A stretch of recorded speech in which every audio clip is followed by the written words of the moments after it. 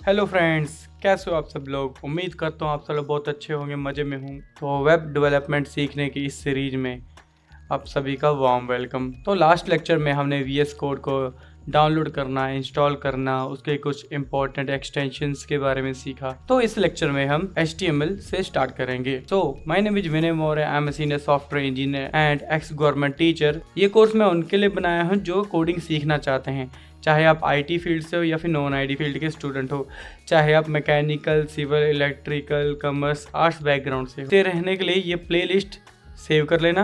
अगर लेक्चर अच्छा लगे तो उसको सब्सक्राइब करके अपना बना लेना और लाइक भी कर देना। लाइक करने से मुझे पता लगता रहेगा कि कितने स्टूडेंट्स को एक्टिवली सीख रहे हैं। और कमेंट में #present लिख के अपनी अटेंडेंस भी मार्क कर देना। तो देरी किस बात की, चलो फिर शुरू करते हैं। बट हाँ, HTML में जाने से पहले हम एक बार वेबसाइट का क्विक टूर कर लेते हैं। इससे आपको उस वेबसाइट के मेन कंपोनेंट्स के बारे में पता लग जाएगा। सो आगे ये आपके लिए काफ़ी ज़्यादा हेल्पफुल रहेगा। तो ठीक है, फिर बिना किसी देरी के हम चलते अपने ब्राउज़र पे। मैं अपना क्रोम ब्राउज़र ऑन कर लेता हूँ। ओके, तो जैसे कि आप मेरी स्क्रीन दे सकते हो, तो हम बिल्कुल स्टार्टिंग से स्टार्ट करते हैं। तो सबसे पहले जो आप ये देख रहे हो, साइट का नाम या डिटेल देख रहे हो, तो क्या है? तो इसको बोलते हैं टाइटल। सबसे पहले आता है टाइटल के जस्ट लेफ्ट साइड में देखो, आपको वहाँ पे एक इमेज दिखाई दे रहा है, एक लोगो दिखाई दे रहा है। तो इसको बोलते हैं फेव आइकन। मैं जो भी टर्म्स यूज कर रहा हूँ, आप प्लीज़ उसको नोट कर लेना। तो इसके नीचे एक ये बार है जहाँ पे हम अपना www लिख के कोई भी एड्रेस लिखते हैं, तो इसको क्या बोलते हैं? इसको बोलते हैं URL, यूनिफॉर्म रिसोर्स लोकेटर। तो यहाँ पे हम वेबसाइट को फिल करते हैं। तो उसके बाद ये जो आप देख रहे हो, सबसे पहले ये आपका हेडर आ गया है, इसको बोलते हैं हेडर। ये जो साइड में आप देख रहे हो, साइड में ये जो सारा कुछ आप देख रहे हो, ये है साइड बार। साइड बार के बाद जो भी हमारे सेंटर में कंटेंट होता है उसको हम बोलते हैं मेन।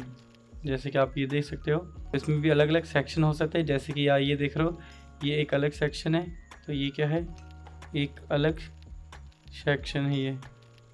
या फिर ये जो पार्ट है, ये क्या है? अलग सेक्शन में आएगा। उसके बाद हमारे पास नेक्स्ट आता है, ये जो देख रहे हो यहाँ पे ऐड दिखाई दे रही है। तो ये कुछ वेबसाइट अपने प्रॉफिट के लिए गूगल एडसेंस यूज करती हैं। पर्टिकुलर यहाँ पे एक स्पेस छोड़ देती है एड्स के लिए। अब यहाँ पे साइड बार में भी देख सकते हो, तो यहाँ साइड बार में भी वो ऐड के लिए पूरा एक एरिया छोड़ के रखा हुआ है। अगर मैं बिल्कुल नीचे आऊँ तो नीचे आप ये देख सकते हो कि यहाँ पे क्या है, यहाँ पे कुछ डिटेल्स दे रखी हैं। ये जो है, ये सारा सेक्शन है। आपको लगता होगा ये फुटर है, तो मैं आपको क्लियर कर दूं कि ये फुटर नहीं है, इसको साइट मैप बोलते हैं। तो यहाँ से एक काइंड ऑफ शॉर्टकट है कि आप अपनी पूरी वेबसाइट पे भी कहीं भी जा सकते हो। तो अब आप पूछो कि फुटर क्या होता है। अलग अलग वेबसाइट के अलग अलग फुटर्स हो सकते हैं। किसी का बिल्कुल एक सिंगल स्ट्रिप हो सकती है, किसी का प्रॉपर डिव हो सकता है। तो जो आप ये देख रहे हो, ये वाला पार्ट जहाँ पे कॉपीराइट लिखा होता है, तो वो होता है फुटर। ये फुटर हो गया। तो ये था वेबसाइट का टूर। इसके बाद हम ये जान लेते हैं कि जो हमारी वेब डेवलपमेंट होती है वो कैसे होती है, एक वेबसाइट कैसे डेवलप की जाती है। जो बिल्कुल बिगिनर है, जो बिल्कुल फ्रेशर्स हैं, उनको तो ये भी आइडिया नहीं होता कि जो वेबसाइट है वो डेवलप कैसे होती है, एक्चुअल में इसके पीछे का लॉजिक क्या है। आज मैं आपको एक बहुत ही बेसिक से इंट्रोडक्शन दूंगा इस चीज़ के बारे में। तो होप करता हूँ कि इससे आपको बहुत कुछ सीखने मिलेगा। तो मैं एक ऐसा करता हूँ, एक वाइट बोर्ड पर चलता हूँ। तो जो वेबसाइट होती हैं वो दो तरह की होती हैं, एक होती है स्टैटिक और एक होती है डायनेमिक। स्टैटिक वेबसाइट्स कौन सी होती हैं? वो वेबसाइट जो सिर्फ रिप्रेजेंटेशनल पर्पज के लिए होती हैं। अगर सिंपल लैंग्वेज में समझो, जैसे मान लो कि आप कोई अपना पोर्टफोलियो बना रहे हो, तो वो क्या है? वो एक स्टैटिक वेबसाइट है। स्टैटिक इन द सेंस कि उसमें आपने बैकएंड नहीं इम्प्लीमेंट किया है, कोई डेटाबेस नहीं इम्प्लीमेंट किया है, उसमें कोई लॉगिन नहीं है, कोई साइनअप नहीं है, सिंगल एक पेज है, यूज़र आएगा, देखेगा, चला जाएगा। सो दैट इज रिप्रेजेंटेशनल और स्टैटिक वेबसाइट। डायनेमिक क्या होती है? डायनेमिक वो वेबसाइट होती है जिसपे तो यूज़र को सबसे पहले लॉगिन करना पड़ता है। लॉगिन करने पर उसमें जो भी डेटा आता है वो डायनेमिक आता है। मतलब कि जो डेटा है वो बैकएंड से चेंज होकर आ रहा है, API से चेंज होकर आ रहा है, डेटाबेस से हर बार डिफरेंट आ रहा है। अगर इसकी एग्जांपल दिखाऊं तो जैसे मान लो आपका फेसबुक हो गया, तो फेसबुक क्या है? वो एक डायनेमिक वेबसाइट है। फेसबुक हो गया, आपका अमेजोन हो गया, ये सब एक डायनेमिक वेबसाइट है। क्यों? क्योंकि इनके लिए सबसे पहले आपको उसमें लॉगिन करना पड़ता है। तो इन सबके लिए आपको लॉगिन करना है, तो आपका कुछ डेटा बैकएंड से जाता है, बैकएंड से आता है, डेटाबेस में स्टोर होता है। तो ये होती हैं हमारी स्टैटिक और डायनेमिक वेबसाइट्स। तो मैं बता रहा था कि वेबसाइट कंस्ट्रक्ट कैसे की जाती है। वेबसाइट बनाने के कई पार्ट्स होते हैं। सबसे पहले होती है डिजाइनिंग, फिर होती है इसकी फ्रंट एंड डेवलपमेंट जिसको कहता हूँ मैं, उसका फिर पार्ट आता है front end development. Front end के बाद उसमें दूसरा पार्ट होता है उसका back and development. Back and development होता है डेटा बेस होता है। तो डिजाइनिंग में क्या क्या आता है?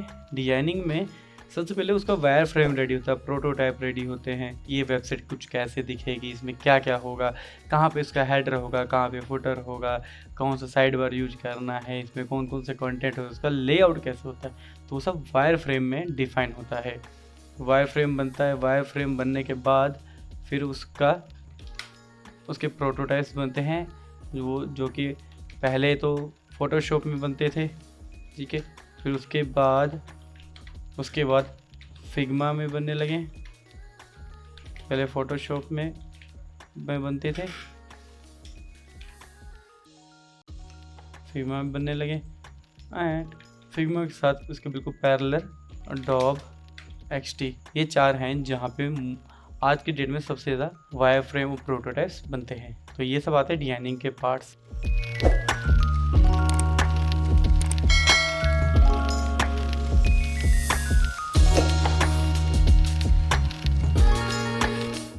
डिजाइनिंग के बाद फिर आता है डेवलपमेंट। डेवलपमेंट में क्या होता है कि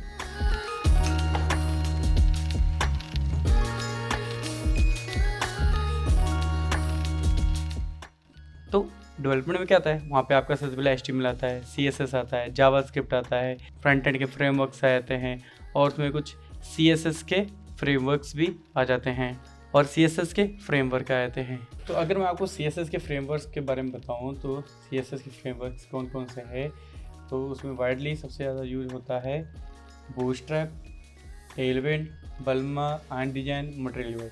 इनके ऊपर हम डेडिकेटेड अलग से लेक्चर्स बनाएंगे। तो अभी आप बस ये देख लो कि CSS के फ्रेमवर्क। उसके बाद हमारे पास फ्रंट एंड के फ्रेमवर्क्स आते हैं।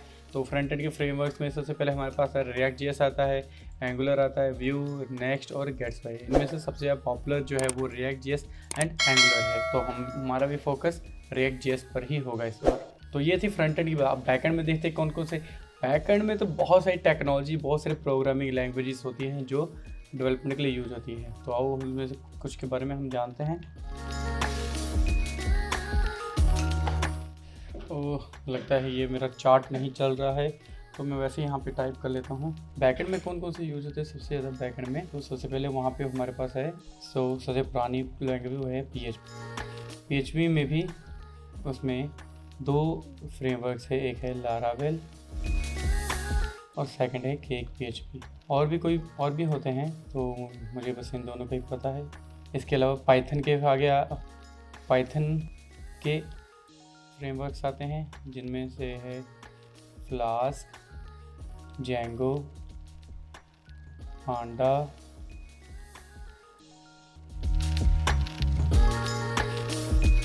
और फिर हमारे पास आता है जावास्क्रिप्ट के आगे आ जाते हैं हमारे पास Node.js, जावास्क्रिप्ट कह लो या फिर आप इसको Node.js कह लो। नोड में आते हैं हमारे पास एक्सप्रेस, GraphQL आ गया। इसके अलावा और भी हैं, जैसे कि और आपका रूबी हो गया, C# हो गया और गो हो गया। तो ये वाइडली बैकएंड के लिए यूज होते हैं। डेटाबेस में कौन डेटाबेस 2 तरह के होते हैं, एक होता है SQL और दूसरा होता है NoSQL। वो SQL में क्या होता है, जो डेटा होता है वो टेबल में स्टोर होता है, और NoSQL में क्या होता है, NoSQL में वहाँ पे वो एक ऑब्जेक्ट के फॉर्म में स्टार्ट होता है। ये क्या चीज़ है, ये हम आने वाले टाइम में इसको सीखेंगे। तो ये था एक क्विक टूर हमारे वेबसाइट का कि उसमें क्या क्या चीज़ें होती हैं यूज। आज के लेक्चर के लिए इतना ही। आई होप सो आपको वेबसाइट का टूर करके काफ़ी उसके कंपोनेंट्स का पता लगा, और सेकंड आपको ये भी पता लगा एक जो वेबसाइट डेवलप होती है उसके कितने सारे पार्ट्स होते हैं और किस तरह के पार्ट्स से वेबसाइट डेवलप होती है। अब मिलते हैं नेक्स्ट लेक्चर में, तब तक ले bye bye. As journey continuous.